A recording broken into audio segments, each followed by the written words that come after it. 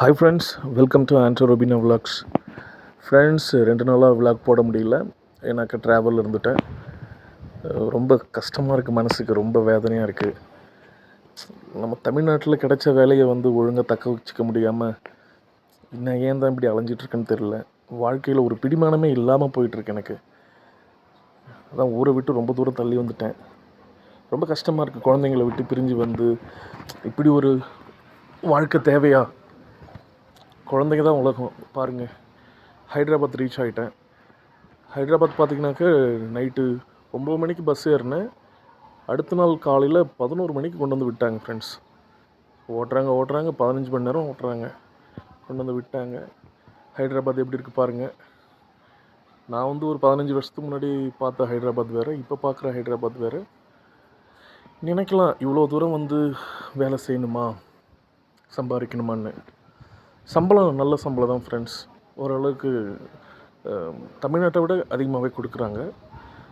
ஆனால் சம்பளத்துக்காண்டி நம்ம போய் தானே ஆகணும். குழந்தைங்கள படிக்க வைக்கணும். குழந்தைங்க கஷ்டப்படுறாங்க.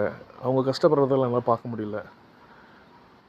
ரொம்ப வருத்தமாக இருக்குது. இப்போ ஸ்கூலை விட்டு வெளியில் வந்துட்டேன். ஆனால் இப்போ ஸ்கூலில் சர்டிஃபிகேட் இருக்குது, சர்டிஃபிகேட்டும் தரமாட்டுறாங்க.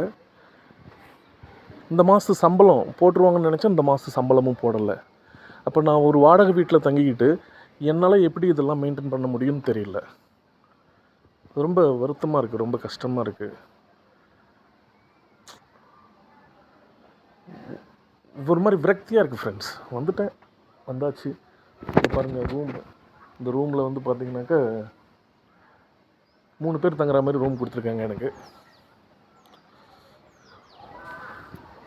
என்ன பண்ணுறதுன்னு தெரியல. நமக்கு பேசணும் போல் இருந்துச்சு உங்ககிட்ட, மனசு கொஞ்சம் ஆறுதலாக இருக்கணும்னு. அதனால தான் இந்த விலாக் போட்டுட்ருக்கேன். பாருங்கள், எல்லாமே மாறி போச்சுங்க உலகம். நாம் தாங்க இன்னும் மாறாமல் அப்படியே இருக்கிறோம் அப்படின்ற ஒரு நினைவுகள் கூட வருது. என் பொண்ணு அழுதுட்டாங்க. அப்பா என்னையும் கூப்பிட்டுட்டு போன்னு சொல்லிட்டு ரொம்ப ஃபீல் பண்ணிட்டான். என் பொண்ணு 5 வயசு தாங்க ஆகுது. அப்படி வேதனைப்பட்டு ஃபீல் பண்ணி சொன்னான். எங்கள் அம்மாவும் ஒரு பக்கத்தில் அழுகுறாங்க, ஒய்ஃபும் ஒரு பக்கம் அழுகுறா. இவ்வளோ தூரம் போகணுமா அப்படின்றது தான் ஒரு பெரிய கேள்வியாக இருந்தது கடைசி வரைக்கும். என்ன ஃப்ரெண்ட்ஸ் பண்ணுறது, நம்ம போய் தான் ஆகணும். வந்தாச்சு.